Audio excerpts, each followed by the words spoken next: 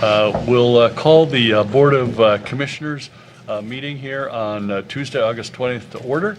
All those able, please rise for the Pledge of Allegiance. I pledge allegiance to the flag of the United States of America and to the republic for which it stands, one nation, under God, indivisible, with liberty and justice for all. All right, do we have any public here for comment for items not appearing on today's agenda? All right, seeing none, I will propose a couple additions to the agenda. I'd like to add a little information about the new Grange Fair 150th anniversary documentary, and also our sheriff has an announcement regarding telephone scammers. We'll have those at the end immediately after the voter registration report. If the other commissioners are okay with that, we could take a motion to add that to the agenda under reports and announcements. So moved. Second. We have motion and a second to add the Grange Fair documentary information and an announcement from the sheriff's office on phone scammers. All those in favor do so by saying aye. Aye. Aye. Opposed, nay. Motion carries. All right, that is added. Any changes to the meeting minutes? All right. I'll move to approve the minutes from the meeting held August 13th. I will second it. We have a motion and a second to approve the minutes from the meeting held August 13th. All those in favor do so by saying aye. Aye. Aye. Opposed, nay. Motion carries.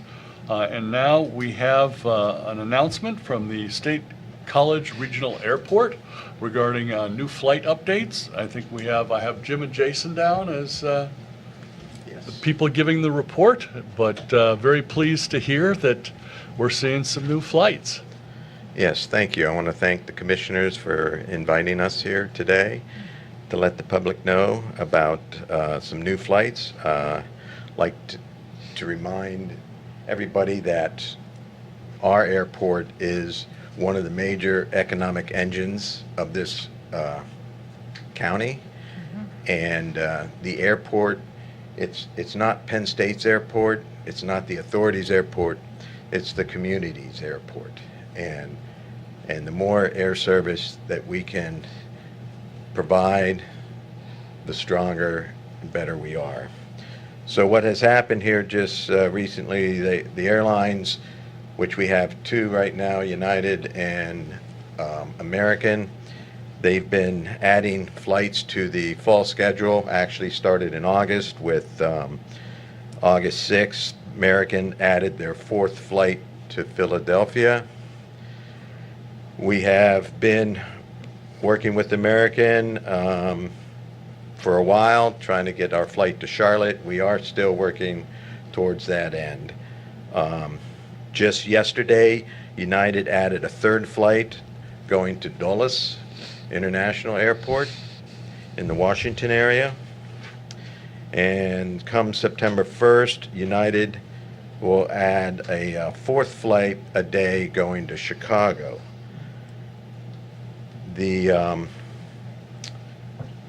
And then around September 21st, the Chicago flights will move from a 50-seat aircraft to a 76-seat aircraft, an Embraer 175, which also provides first-class service. Oh. That will come in and out of the schedule as it rolls on.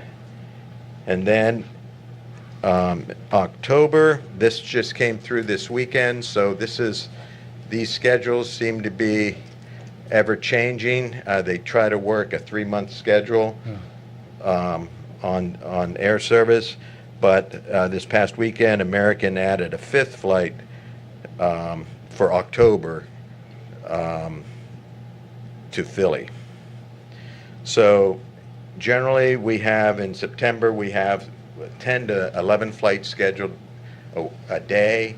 Kind of varies on the slow days. They've pulled back, like on a Saturday and a Tuesday. Those are our slowest days.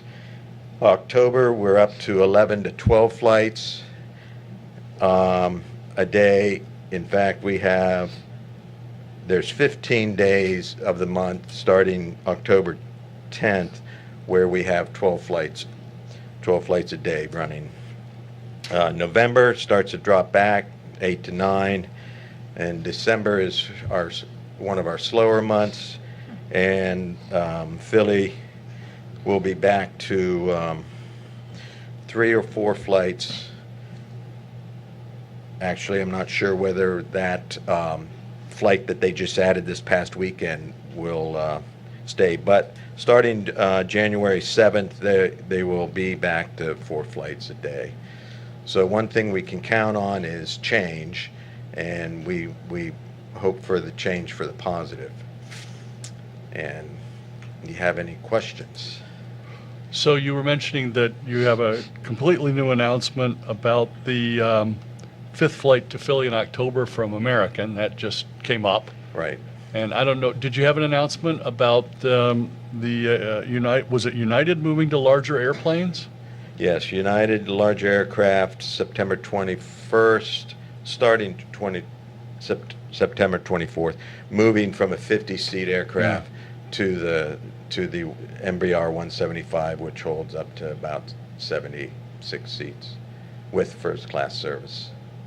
So you can go to Philly, you can go to Chicago, you can go to Dulles, all major airports. They can Right. take you practically anywhere from there. And we're hoping, Delta was with us. They left just over a year ago. They are coming back. We just don't know exactly when. We're hopeful that in 2025, they will be returning to the airport. But they did tell us when they left that they were coming back, and they left due to the pilot shortage as they cut service to numerous regional airports, as the regional airports got to suffer the most over COVID, because that's what fed the main line. They kept the main line flying and stole the pilots and crews from the regional airlines. Well, good to hear Delta might be coming back next year as well. That's wonderful. Commissioner Concepcion, any comments or questions? Yeah, no, this is just good news. It is just incredibly convenient flying out of Yeah. the State College Regional Airport. You don't have to arrive hours ahead of time. It's quick getting in, just getting in and onto your flight is just so speedy and really convenient. It makes travel, from here just a lot more pleasant, for sure. Commissioner Dershowitz? I think we all know it's not a small ordeal to try to court these airlines into changing their schedules and providing us with more opportunities. So I appreciate you and your staff's work trying to keep us as up to date and as we can get. And really appreciate it. I'm sure we'll be flying out of there sometime soon. So. There's always Thank you. parking within walking distance of the terminal. Yep. That there is. Or you can drop somebody off there. That's true. Without a lot prefer of you to park. fuss and bother. Yeah, I understand. Do we have any questions from the press? What leads to the schedule changes? Is it the authority and community petitioning the airlines? Or is it the airlines monitoring their passenger loads in terms of the schedule changes we see throughout the year? Okay, I'm going to ask Jason to come up on this one. He's actually our air service development coordinator, and he's the one that has been soliciting the airlines. So it's really a combination of both. The airlines, they look for high load factors and peaks and valleys throughout the year. Obviously, with football season, they always see that as a very high yield, high load factor, so they always try to accommodate extra flights at that time. Same thing around holidays, they'll try to put in flights to move people for Thanksgiving holiday out and back. But it is a lot of, it's relationships with airlines. They deal with hundreds of airports, and everyone wants service somewhere, bigger planes. But when you establish a good relationship with them, and you use good data that they know that if they're going to increase the airport's capacity for certain events, and they're going to get a good return on it, they're willing to listen to you.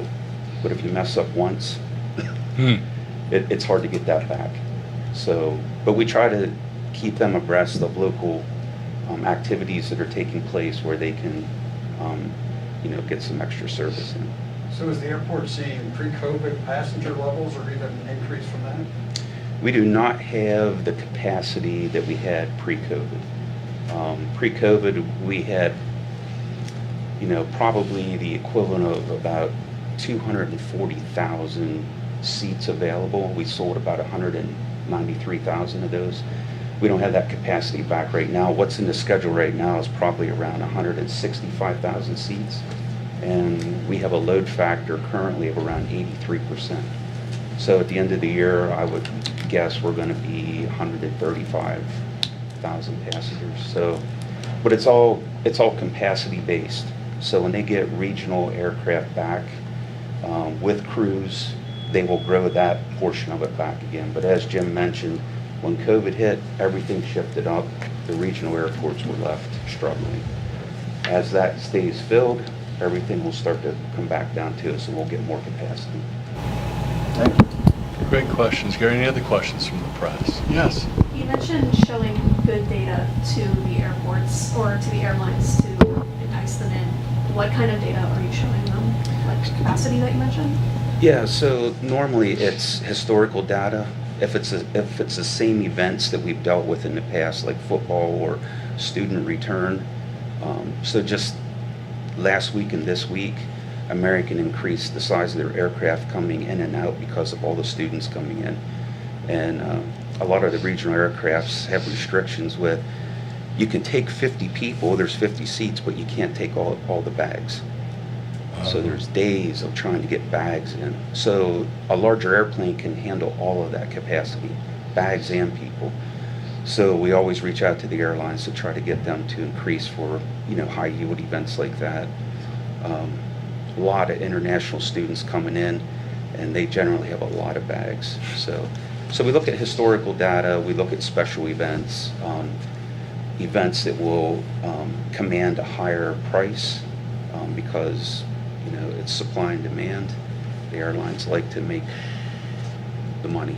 So, so yeah, it's those type of things. There's a lot of markets that they cannot bear running a major legacy carrier at a low yield. Those days are kind of gone. Unfortunately, prices are where they're at, and they're not going to go down. So the airlines are looking to make money with the resources they have. Obviously, they're in business to make money. Oh, yeah. So speaking of pricing, this Thursday is our authorities meeting, and one of the agenda items we want to talk about is what we can do to help the airlines out, lower their costs here at our airport, cost per turn. And so with that, the airlines would have more room to lower the price of the tickets some and put us in better line for additional and new service. So that'll be this Thursday at our meeting. Good. So great questions from the press. Any additional questions? Well, thank you very much for coming. We appreciate it. And Yes. I think you had something like 5 different announcements of either more flights being added or larger airplanes being added. So a lot going on at the newly named State College Regional Airport. We just need everyone to use it now. Yes. Thanks. Okay. Thank you very much. All right, we'll move on to our contracts and authorizations. I believe Carrie from Criminal Justice Planning has, let's see, are we accepting a grant? Yes. Very good. Yes. Here to request the Board of Commissioners' signature on a grant exception award letter. This is for the Pennsylvania Commission on Crime and Delinquency for what is referred as intermediate punishment funds in the amount of $130,000 to run July 1 of 2024 through June 30th of 2025.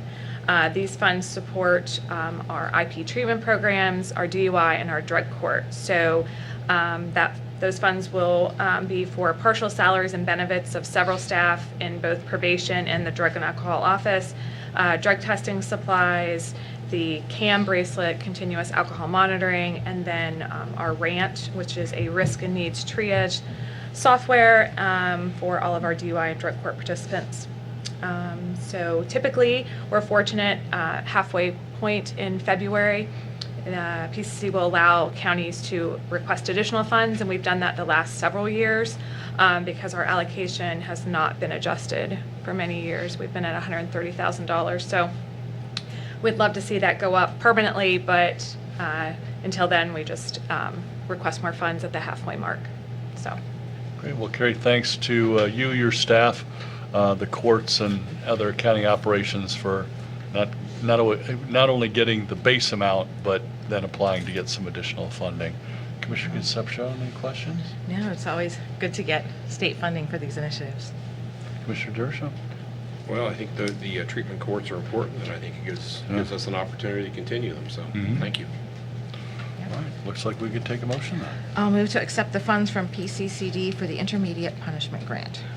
I will second that.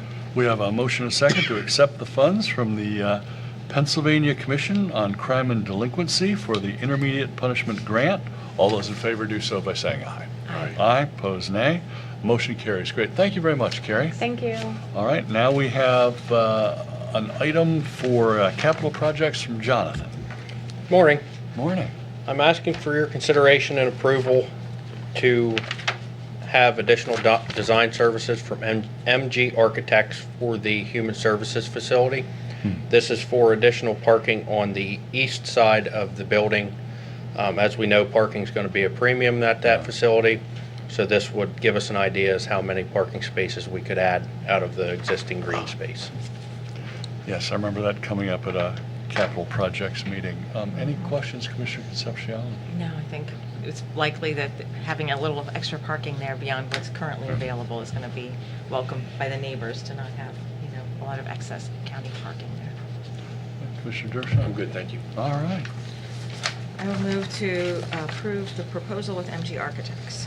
I will second that. We have a motion and a second to approve the proposal with MG Architects Limited. All those in favor do so by saying aye. Aye. Aye, pose nay.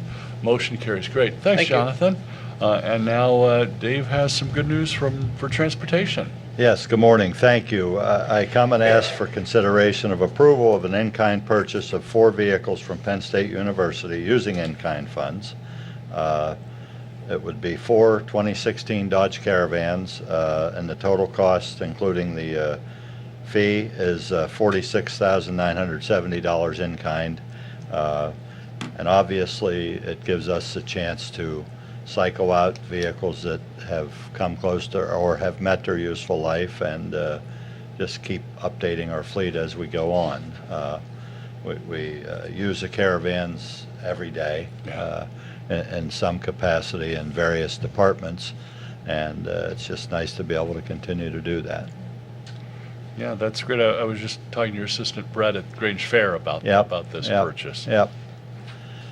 Yeah, it's a great program. I hope it lasts forever. We want to keep this it just allows the county the opportunity to keep an updated fleet out there on the road and make sure our people are safe and driving safe vehicles. So Steve remembers the days when we had to put money into them and fix them and, where we didn't have this opportunity, and now we do. So it's certainly much nicer to have that. Any questions from other commissioner on this one? No, just thank you for keeping on top of what's You're welcome. available at Penn State. Well, we try to do that. Thank you. Yeah, Penn State's been a great partner. Oh, my, keeping yes. us Oh, in the heavens, vehicles. yes. It's, As they cycle them out, we cycle them in. So yep, it works. and we sort of get like first dibs on a lot of these vehicles where they know we use them and use You're them. not supposed to talk about currently. that. No, well, we have an inside track. How's that? I mean, but they do offer them to the public too, quite a few, and but they always know what we're looking for and keep us in mind, and it's getting back to where it was before COVID. Thank goodness. That it's always been good. So yeah. Good. All right, looks like we could take a motion then. I'll move to approve the in-kind purchase of 4 vehicles from Penn State University. I will second that. We have a motion and a second to approve the in-kind purchase of 4 vehicles from Penn State University. All those in favor do so by saying aye. Aye. Aye, pose nay. Motion passes. Thank you very Dave. much. Thanks, Dave. All right, now we have Julia with 4 items for Children and Youth Services. Good morning. Morning. First contract is with Clear Vision Residential Treatment Services Incorporated to provide foster care and residential services for dependent and delinquent youth. The contract total is $150,000, with the county share being $30,000. The second is a contract renewal with Kids Peace National Centers Incorporated to provide foster care and residential services to dependent and delinquent youth. This contract total is for $50,000, with the county share being $10,000. The next contract, or two contracts, are with Center County Christian Academy, We Wisdom Play School, and Daycare to provide childcare services. The first contract is for a very limited time, and it was June 5th through June 30th. And that contract total was for $1,600, with the county share being $400.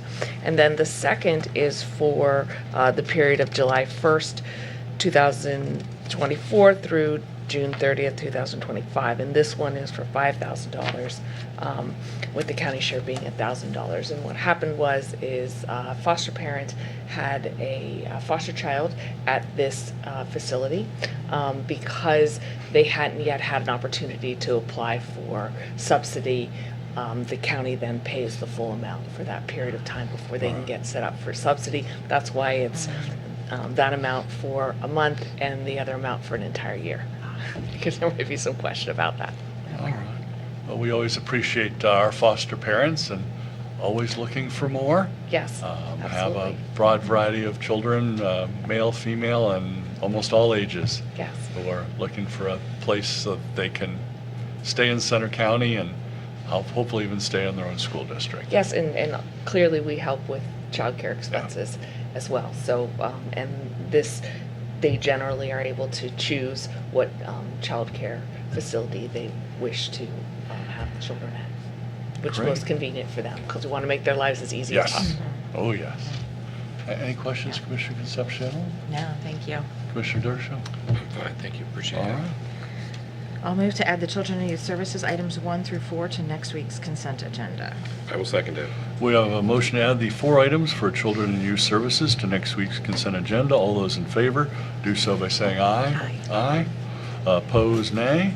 Motion carries. Great. Thanks, Julia. Thank you.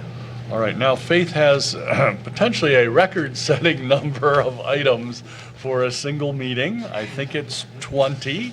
And 22, Mark. all right, and I think we're going to do them in batches. We have 3 sections. Yes. So the first 2, I think, are going to go very smoothly, and then we have a little bit to talk about in the third. So, the first batch are all contract renewals with services and providers that we've been working with for years. There's only one funding change, so I'll highlight that one here in just a moment. So our first is a contract renewal with Center Safe for bridge housing. It's flat funded from previous years since it's block grant funded at $73,545. Our second is a contract renewal with Housing Transitions for Bridge. They also provide that service as well. Again, flat funded through the block grant at $59,924. I'm going to skip down just to 4 very quickly and come back to 3. Contract renewal with Housing Transitions for the Coordinated Entry Walk-In Center. Again, flat funded through the block grant, $61,059. Contract renewal with Center Helps for the Information Referral Hotline. Again, flat funded at $70,000. And then a contract renewal with Center Volunteers in Medicine for Basic Needs Medical Case Management, $11,665. Going back up to 3, there's a contract renewal with Housing Transitions for the Rapid Rehousing Program. That runs on a federal cycle, the October to September date. It's funded through HUD. It's an increase this year of $399,407. We always see a very small increase year after year because the rental rates are based on the increased fair market rent, or FMR rate. So that's the change there. And so I'm asking for same-day approval for those items. Great. Well, thanks for covering those, and glad to see at least one of them has a small increase baked in. Commissioner Concepcion, any questions on the first 6? No, just thanks for continuing to bring these forward. These are like just a critical part of the safety net here in Center County. Yep, these are our core people who are programs. vulnerable. Commissioner Dershowitz, any questions? I'm good, thank you. All right. Then I'll move to approve adult services items 1 through 6. I will second it. We have a motion and a second to approve the first 6 items for adult services. All those in favor do so by saying aye. Aye. Aye. Aye. Pose nay. Motion carries. And now I think you're going to cover items, what is it here, 7 through 16? Yeah. Okay, they're a little bit scattered here on 2 my years page. of high school Latin's coming in handy right now. All right, so these I'll go through, again, as quickly as I can, but they're a little bit different. So these will go on the consent agenda for approval next week. The first is a contract renewal with Habitat for Humanity. This is to continue providing home repair services for eligible homeowners through the whole home repair program. Those funds are still available to us until the end of 2026. We no longer have a wait list operating because of the high demand, but we're continuing to work with the same 65 households that we've deemed eligible last year. So the contract total is $319,104.73. That's really at this point just showing the amount of money we have left over for that specific project. We started with $1 million, if that gives you an idea of how much we were able to spend in the first year. The second is a contract renewal for the Central PA Community Action. They provide a local lead agency service for us for both the State Food Purchase Program, or SFPP, and the Emergency Food Assistance Program, TFAP. This amount is actually much greater than it's been in past years because of the way we're being billed for TFAP, but there's really no change to service in the community. It's just a matter of how we're seeing the money go between agencies in the county. So that's for $162,471.12. That there is a contract renewal with the Builders Association of Central Pennsylvania. They've been working really hard on the workforce development opportunities through the whole home program. They did not spend a ton of money the first year, so we still have $176,266.47 to carry into this next fiscal year, but they have a lot of really exciting projects coming up, so we're excited for that. Next is a contract addendum with Center Helps. This is for fiscal year 23-24. It's an increase of $28,954 for their information referral hotline. So they'll be increased from a $70,000 allocation to $98,954. Next is a letter of agreement with Susquehanna Software. This is for our CPR Web client database, and for the fiscal year of 24-25, that's $6,000. Getting there. We have a contract addendum with Service Access and Management. They provided us an administrative assistance service, which they were cutting checks to landlords and utility companies for the Emergency Solutions Homeless Prevention Grant. There was no change to the amount of money. We just extended it one more month to cover the month of July, especially since we were going through our new ERP transition. So they continued processing checks. We are not renewing with them because we're able to handle this service internally now that ERAP is over. The capacity is much smaller. The second is the same thing with Service Access and Management. It's a contract addendum, same exact service as just for our rental and mortgage assistance program. Again, no change to the amount, just extending it one more month to cover the services in July. We have a contract addendum with Housing Transitions. This is additional funds to supplement their total cost for the Coordinated Entry Walk-in Center in fiscal year 23-24. That's an increase of $7,012.85, which increases them up to $68,071.85. The next piece is the revision 3 for fiscal year 22-23 for the Human Services Block Grant I&R, or the Income and Expenses Report. The reason that we're bringing a revision 3 and why we have 3 revisions at this point is because there's been a lot of shuffling of funds between ARPA for ID, there's the CMHSBG money, there's a PATH money, there's a lot of money that keeps coming in through the block grant, and unfortunately a lot of the allocation letters we're getting from the state keep getting corrected, and so it's not necessarily an error on our part, it's just the amount of money on the report is not meeting the amount of money on their allocation when we were all working to close this. Wow. So we did a revision again, we have to bring it in front of you for approval and signature, so I appreciate your time with that. And the last in this batch is approval of a conditional award letter with the Pennsylvania Housing Finance Agency, or PHFA. These are funds for $30,000 to continue our housing navigation program. I believe this is the 6th or 7th fair grant our department has received in the last 8 years. So we're very excited to continue working with them. Great. Well, thanks for covering those quickly. Faith, any question from either commissioner on all those contract changes and addendums? No? No questions from the press. I think we'll take a motion. Yeah. Nope. All right. Okay. I'll move to add adult services items 7 through 16 to next week's consent agenda. I will second that. We have a motion and a second to add adult services items 7 through 16 to next week's consent agenda. All those in favor do so by saying aye. Aye. Aye. Opposed, nay. Motion carries.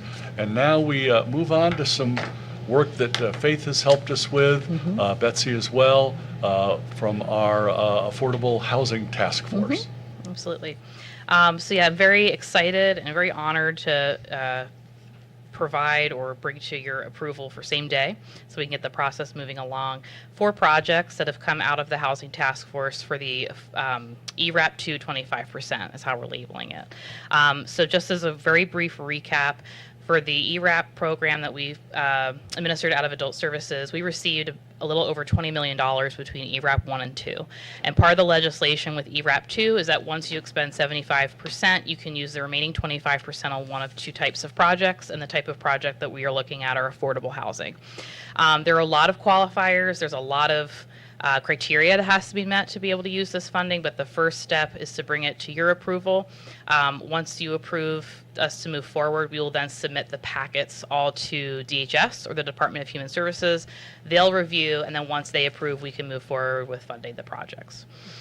Betsy Barnt from the Office of Planning and Community Development has been very helpful fielding a lot of different questions. We've had lots of different meetings with different entities.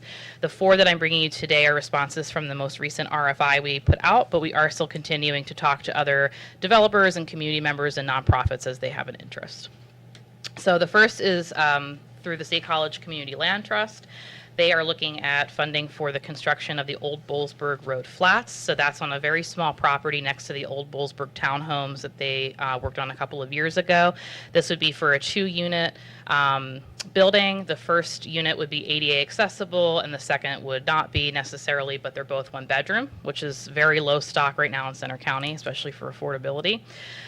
So they have a project total of $1,048,803. From ERAP 2, they're asking for $353,948. And again, those are for very specific uses in the project that have to be spent by September of 2025. The second is through Anchor May Investments. They own a piece of land in Center County, and they're looking for funding for the construction of a modular home. They have a lot of experience in the Lycoming County area working with the Housing Authority, accepting Section 8 vouchers, and so even though they're not a local nonprofit and they're new to us, they have a lot of experience working with the population that would be living in this this unit. So this would just be a 3-bedroom, 2-bathroom style modular home. And they're requesting $300,000. Okay, now we're actually on to the real third one. This is with Strawberry Fields. They're requesting funding for the rehabilitation of the formal personal care facility for their Fairweather Lodge 2 project. The total project is $196,553.13, and from ERAP 2, they're asking for $47,551.13. Lastly is the Acres Project. They are requesting acquisition of a single-family home for what they're calling the Acres Project Pilot Housing Program, and that is to provide affordable housing for low-income adults with autism. They're asking for the full project price of $486,550. And before I wrap up, the third item for Strawberry Fields I forgot to mention, the Fairweather Lodge 2 is affordable rental units for low-income adults. The one through State College Land Trust and the one through Anchor May are for the general public that would be income eligible, but not a specific defined population. So that's where we're at. Great. And we're really excited.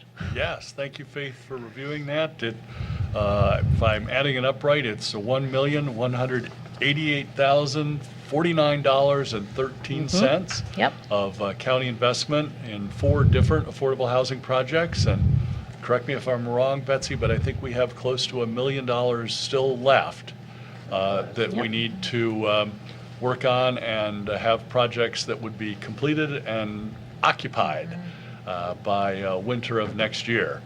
So we really need to get a move on with this, and obviously it needs to be projects where you already have the land, you already have the permits, you already have practically everything except maybe the building built.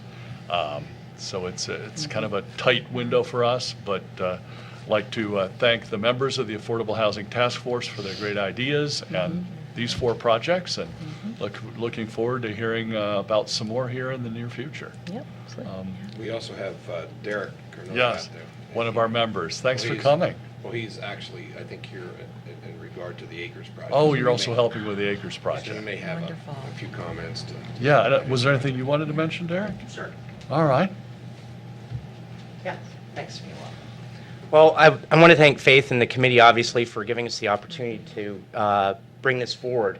I've been a member of the Acres Project from its inception, and it really is an emerging organization for adults with autism in this area, which is a service that we really do not have.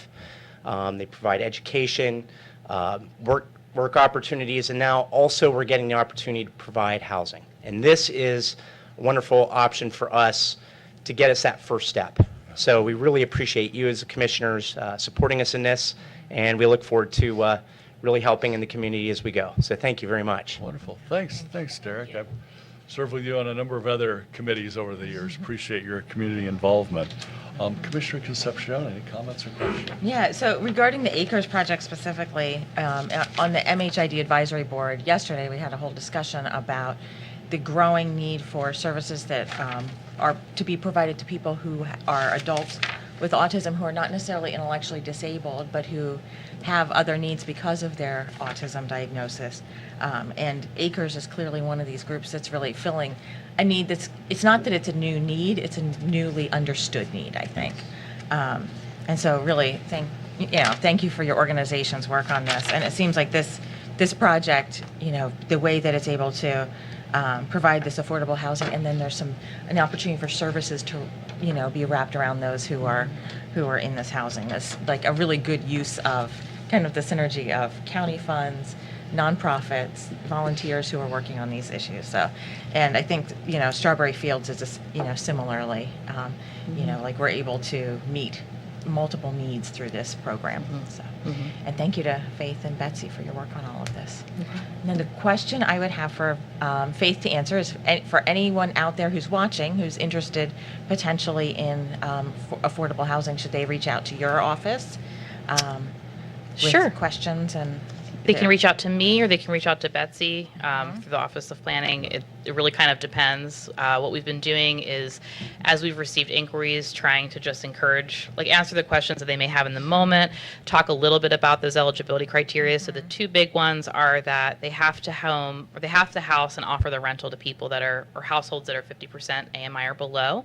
There is a little caveat depending on the style. So if it's a mixed use or it's a larger property and you only have a portion of ERAP, we can discuss that. But most of the projects we're seeing are asking for a very large piece or all of ERAP 2. The other piece is that they have to administer it under a federal housing program, which is a bit vague. But what we're finding is that as long as the applicants we're working with understand that this is a journey and we're going to be really good friends for a while as we learn, it's been very successful, because there are a lot of different federal housing programs that you could run it as. I think it's more about just kind of monitoring it a certain way and having environmental reviews and having oversight. We're also so fortunate in this community that I've been able to reach out, as has Betsy, to places like the Center County Community Land Trust, the Home Foundation, even the ones that have a stake in the game and asking for money and saying, I have somewhere like the Acres Project, and this isn't typical for them, but they want it so badly. Will you help them? Will you advise them? And they've been able to do that. And so that's a little bit of shivers over it. It's been really beautiful to see a lot of different agencies come together and say, we really need this and we really want this and we want you to be successful. So that's kind of how we've been guiding people. Betsy will release the RFI to them. What's really important for me and Betsy is to see what the response is, because once we get a better idea of what the project is, then we can kind of help you along to, here's what we need, here's what information we have to send the state. But I'd also ask, though, for consideration, is this is the first batch we're sending to the state. They know it's coming, but we don't know what the response is going to be. And so this is going to be the first learning experience for us, is did we send them everything they want? Is there something modified? And then we'll be able to support applicants moving forward in that way too. So. Thank you. Yeah. Wonderful, yeah, we're looking for property developers, contractors, property owners at this point. Not so much the people who will be occupying the units, because that's not going to happen for a year or more at this point. Yep, and if they do have mixed funds, if they have funds outside of ERAP 2, the occupancy can be after September 30th. It just really kind of depends on the style of the project. Something that is using only ERAP 2, they would have to have occupancy before then. So all those little pieces we can talk to folks about if they're interested. Sure. Commissioner Dershowitz, comments and questions? I just, the process that we have to go through to spend this money is tedious at best. Yes. And if you look at some of these numbers, you also realize the cost of development and building is astronomical. And it is, I think it's indicative of what the whole housing market's going through right now. But to do projects like this, I mean, a modular home for $300,000, I mean, that's and you have other projects here that are significantly more than that. But it gives you an idea how expensive it is to do development today. And working under the constraints of this legislation and working, I appreciate all the effort that you folks and Betsy have been capable of doing, of navigating through these, I would say, obstacle-filled waters. I'm just hoping we can get all this money allocated before the deadline runs out. I agree. And I am hopeful, and I don't have a solid answer, but what we are hopeful is that once some projects are approved, we know that estimates are going to change. So these numbers could fluctuate, but I think as long as the project is approved, we're okay. Or if a project wants to put in for additional rehabilitation, I'm hopeful that we would then be able to come back and say, we're looking for an additional piece of the puzzle, and the state would approve that. But those are things that we don't quite know until we really kind of cross the finish line with them and get approved with these. And these projects pretty much all qualify for prevailing wage, if I'm not mistaken. Correct? I mean, that's another cost factor in the... Yeah, that'll be the reporting and administering side after we get through this. Okay. Yeah. All right. Well, thank you for your Yep. hard work. You're welcome. Great. Do we have questions from the press on these new projects? Yes. I think you and Commissioner Higgins kind of touched on this already, but do you have an estimated timeline for when these housing units would be available for people to live in? Yeah, so it really depends on the project.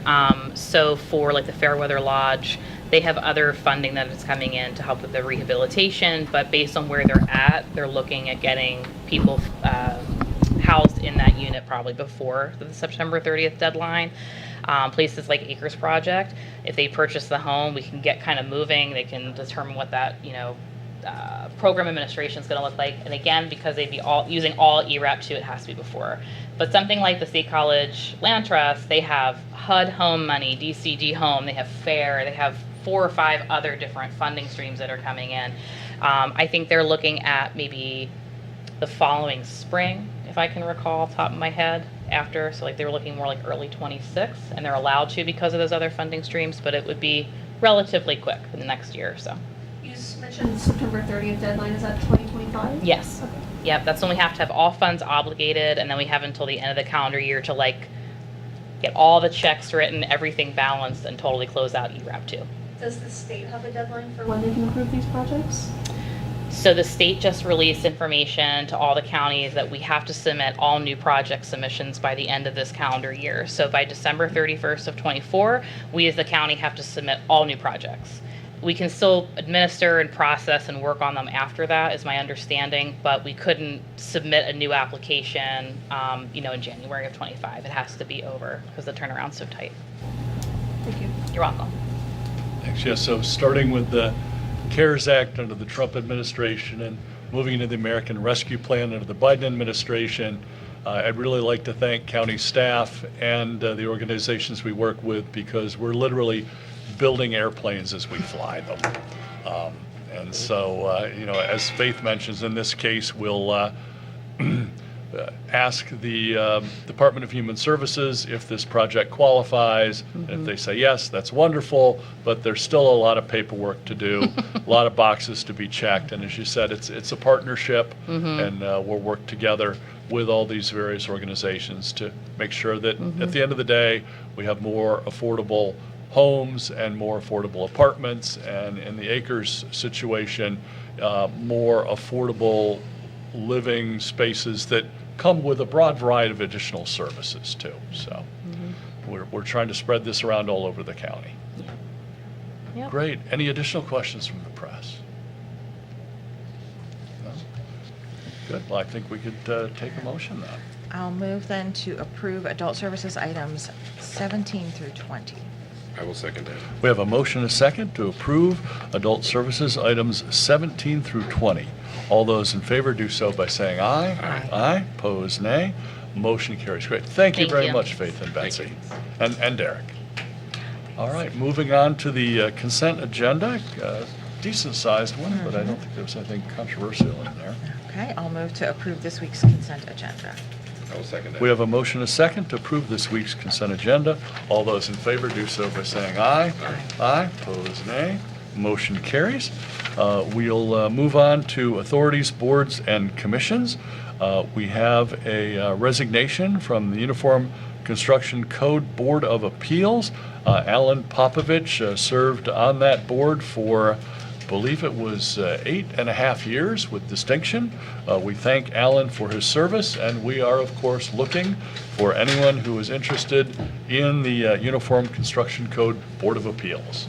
I believe we could take a motion then for this one.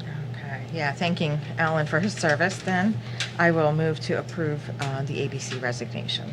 I will second that. We have a motion and a second to approve the ABC resignation of Alan Popovich. All those in favor do so by saying aye. Aye. Aye. Pose nay. Motion carries. Now we'll move on to the check run with Commissioner Concepcion. So the check that I'd like to recognize today in our check run is to Habitat for Humanity. They've been our partner in the Whole Home Repair Program, which, as Faith spoke about just a little bit earlier, has been really a popular program in terms of community demand, and it's a way to help those who qualify get either sustainability or accessibility kind of improvements to their homes so that folks are able to stay in the homes that they have.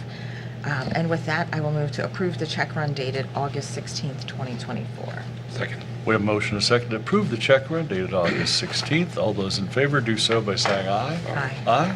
Opposed, nay. Motion carries. John, do we have an administrator's report today? Nothing to report at this time. All right.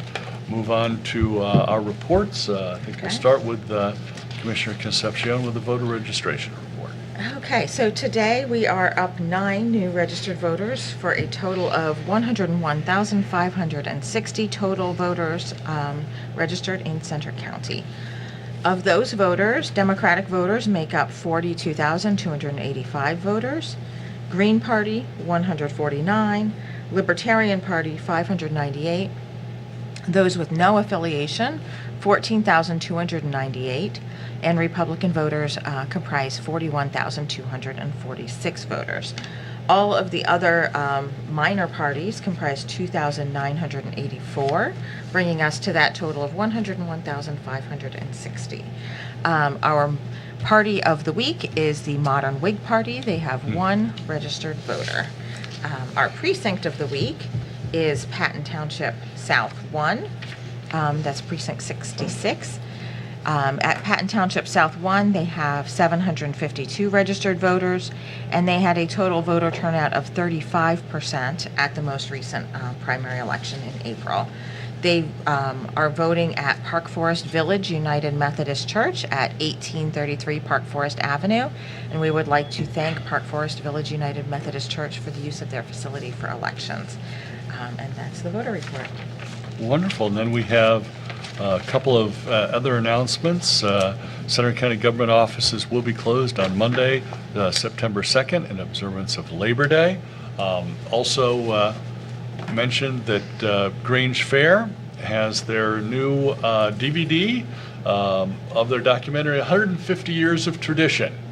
The Centre County Grange Fair. I just purchased this yesterday for an elderly friend who's not doing well, and so this will let her experience the fair from the comfort of her home, but a lot of great drone shots, wonderful production values, and even a lot of history maybe even Steve doesn't know about the Grange Fair, its founding, and how it was sort of nomadic, moved around a lot for its first couple of decades. Obviously this year over 200,000 visitors and over 300 vendors, including more than 100 different food vendors. You can purchase these before they run out at the Mercantile not Mercantile, Emporium, the Emporium building at Grange Fair, next door to the headquarters. And then we have another announcement, maybe a little less positive, from the sheriff. Let me pull it up here from my email. The Center County Sheriff's Office has received multiple calls from individuals who have been attempted to be scammed. The victims of these calls say that the callers or scammers are claiming to be from the Center County Sheriff's Office. They use multiple different names, the most often being Sheriff Sampsell, but I believe at least one of the calls referenced somebody being a sergeant. There are multiple stories as to what the scammers are saying. One caller said that the scammer called from a block number and requested that the victim meet them in front of the courthouse with money. Some reported scammers requesting gift cards from Walmart. If you are receiving these calls, please do not give any personal information, bank account numbers, money orders, or purchase any kind of gift cards or money cards. The Center County Sheriff's Office will not ask you for personal or bank account information and does not accept Venmo, PayPal, Google Pay, or any other online payment options. Do not make payments in front of the courthouse. If you are paying a fine, please report to the Sheriff's Office directly, which is just up the hill. If you are questioning the validity of the call, hang up and call the Sheriff's Office directly at 814-355-6803, or if the scammer is referencing a local police office, call them directly as well. Do we have any questions from the press on this? No? Actually, I do. Yeah. What, you say a block number? What? Yeah. So it's just, Yeah, it comes up on your phone as this is a blocked number, okay. which should be a big warning right there. It would seem logical that if you were going to intercept this problem, that you would meet these people in front of the courthouse with the sheriff and some police in tow Right. to Yes. cure this So- once and for all, so. Yeah, that'd be a good one. If somebody does get a call like that, please notify the sheriff's office. Who knows, maybe we can do a sting operation. But again, Well, that might be with out the of sheriff's, sight now. with the sheriff's office coordinating with you. Yeah, don't try to do this by yourself. I've heard of some senior citizen scams recently where they claim it's a sting operation, and before these seniors know it, they're out $600,000. Including one, I think, where the guy was throwing gold bars into a car that would stop in front of his house for like a minute. So, a lot of scammers out there. Please be very cautious. The sheriff's office does not accept, payment from Venmo, etc. The sheriff's office does not need Walmart gift cards. Please hang up and call the sheriff's office. You had me at gold bars. Yeah. Oh, that was an interesting one. That did not happen in Center County, by the way. I hope not. Yes. Do we have any executive sessions to report or hold, John? No executive sessions to report or hold. All right. And remainder of our public meeting schedule, Tuesday, August 27th, we have a Board of Commissioners meeting at 10 and a work session at 11. And then on Thursday, August 29th, Finance Committee at 9, combined Board of Commissioners and Salary Board meeting at 10, and a Retirement Board meeting at 1 p.m. Any additional questions from the press? Yes. I have one from my associate, who you may recognize, the name of Haley Kynes. All right. She was at the State College Borough meeting last night and asked that I ask you all this question today. Here it is. Last night, the State College Borough Council approved a trans sanctuary resolution and urged the county to pass a similar resolution. Has the board been approached about this, and would you be interested in passing something that protects trans rights and protects gender-affirming care in Center County?